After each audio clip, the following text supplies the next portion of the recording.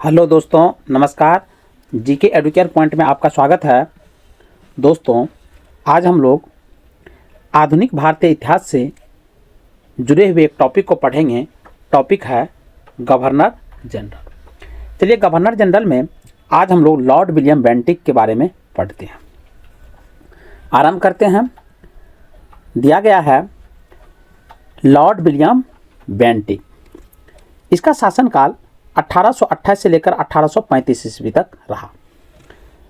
1803 ईस्वी में यह मद्रास का गवर्नर था और इसी के समय में 1806 ईस्वी में माथे पर जातीय चिन्ह न लगाने और कानों में बालियां न पहनने देने पर वेल्लोर के सैनिकों ने विद्रोह कर दिया था। कह रहा है कि 1803 ईस्वी में जब लॉर्ड विलियम बेंटिक मद्रास के गवर्नर के रूप में कार्य कर रहा था, तो इसी के समय में जो सेना था, भारतीय सैनिक थे, वो सैनिक अपने माथे पर जैसे टीका लगाना, चंदन करना हिंदू धर्म की एक रीति रिवाज है। उसके बाद कानों में बालियां पहनना,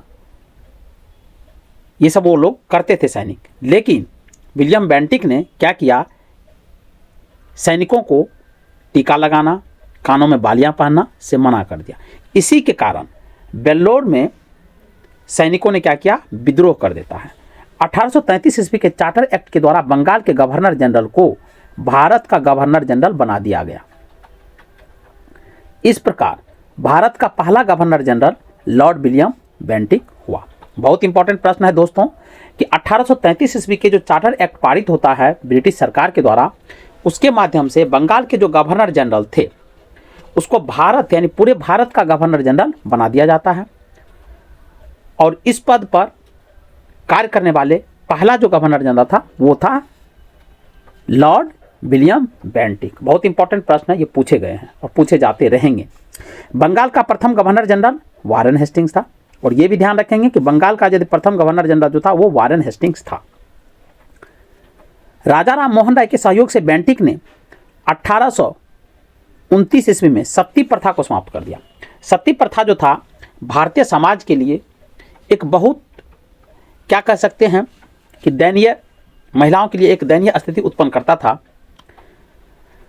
सती प्रथा के तहत होता क्या था कि जिस महिलाओं की पति मर जाते थे, उन पति की चिता में जिंदा उस महिला को जलना होता था। यही सती प्रथा था, सती होना। और इसी को लेकर के राजा राम मोहन राय ने लॉर्ड विलियम बेंटिक से बातचीत किया, वार्तालाप किया और कहा कि इस प्रथा पर रोक लगा दिया जाए। और इसी को देखते हुए 1829 ईस्वी में लॉर्ड विलियम बेंटिक के सहयोग से सती प्रथा पर कानून बनाए गए और रोक लगा दिया।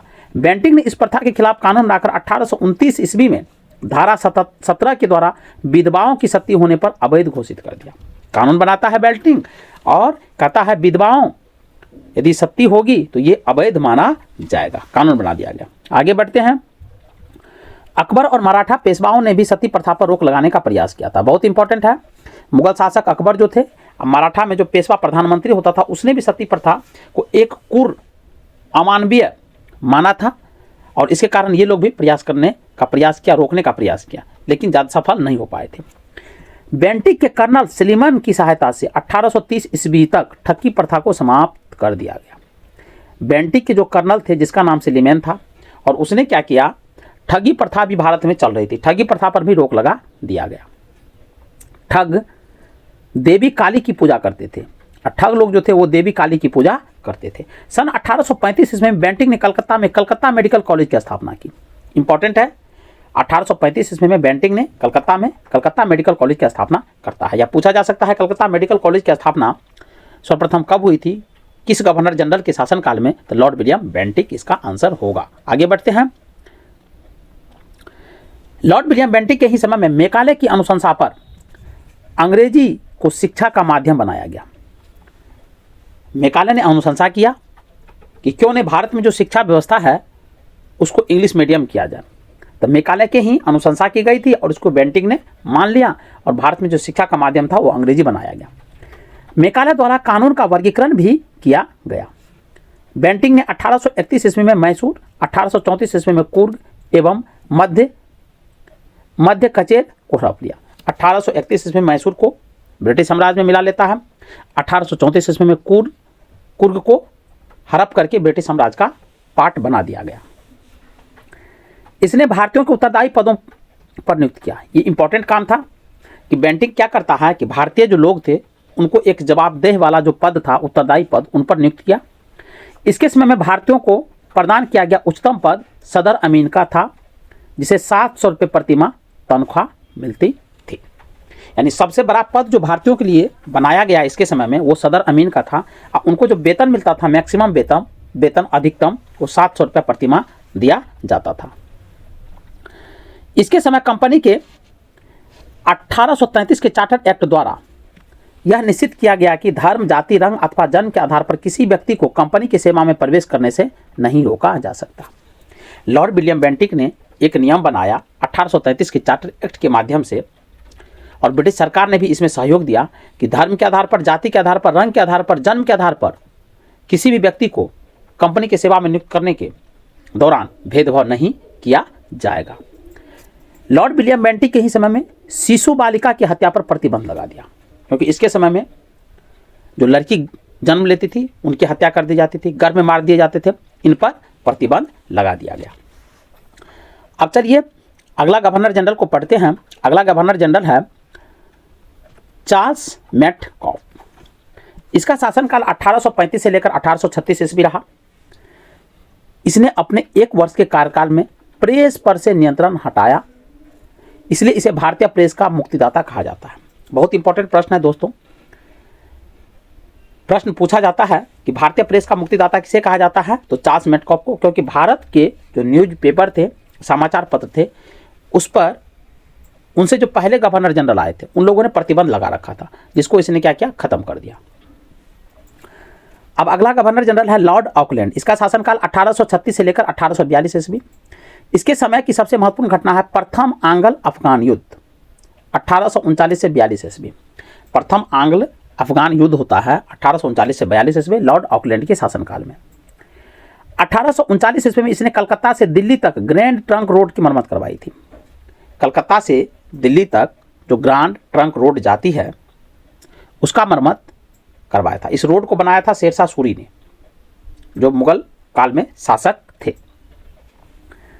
लॉर्ड ऑकलैंड के इस समय में भारतीय विद्यार्थियों को डॉक्टरी की शिक्षा हेतु विदेश जाने की अनुमति ब्रिटिश संसद ने प्रदान कर दी थी। जब लॉर्ड ऑकलैंड गवर्नर जनरल के रूप में भारत में कार्यरत था, तो उसी समय ब्रिटिश सरकार ने भारत का कोई भी विद्यार्थी यदि डॉक्टरी की पढ़ाई के लिए विदेश जाना चाहता है तो ये अनुमति ब्रिटिश संसद के द्वारा दे दिया गया, जबकि उससे पहले भारत का कोई छात्र विदेश जाकर के डॉक्टरी की पढ़ाई नहीं कर सकता था, इस पर प्रतिबंध था। अब चलिए नेक्स्ट गवर्नर जनरल के बारे में पढ़ते हैं। नेक्स्ट है लॉर्ड एलन ब्रो। इसका शासनकाल 1842 से लेकर 1844 ईस्वी तक रहा। इसके समय में जो घटनाएं घटी उनको देखते हैं। प्रथम आंग्ल अफगान युद्ध समाप्त हो गया था। प्रथम ब्रिटिश और अफगान के बीच जो युद्ध हुआ था वो समाप्त हो जाता है लॉर्ड एलन ब्रो के शासनकाल में। सिंध को अगस्त 1843 ईस्वी में पूर्ण रूप से ब्रिटिश साम्राज्य में मिला लिया गया। सिंध जो प्रांत है उसको 1843 ईस्वी में लॉर्ड एलन ब्रो के द्वारा ब्रिटिश साम्राज्य में मिला लिया जाता है। सिंध विजय के विषय में नेपियर का कथन है कि वह अफगानी तूफान की पूछ थी।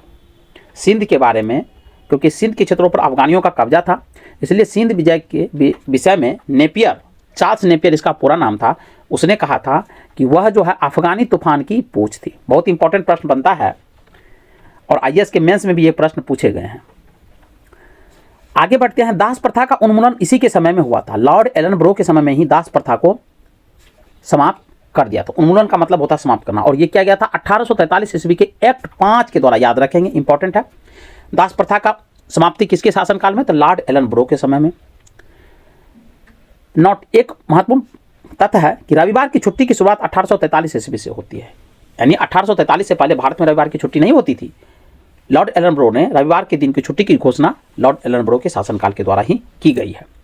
अब चलिए अगला गवर्नर जनरल को पढ़ते हैं। अगला है लॉर्ड हार्डिंग। इसका शासनकाल 1844 से लेकर 1848 ईस्वी तक रहा। इसके काल की सबसे महत्वपूर्ण घटना थी प्रथम आंग्ल सिख युद्ध। आंग्ल सिख युद्ध का मतलब है ब्रिटिश और सिख लोग के बीच जो युद्ध होता है, ये 1845 से लेकर 1846 ईस्वी प्रथम आंग्ल सिख युद्ध, याद रखेंगे। इसमें अंग्रेज विजय हुए, यानी अंग्रेज की जीत होती है और सिखों की हार हो जाती है। दूसरा तथ्य है, इसने नर बलि प्रथा पर प्रतिबंध लगा दिया था।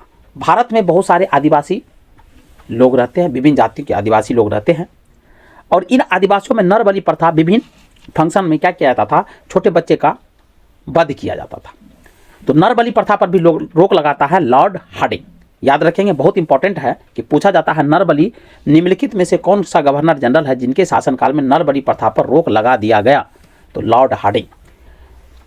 तो दोस्तों आज के वीडियो में बस इतना ही, मिलते हैं नेक्स्ट वीडियो में, तब तक के लिए जय हिंद।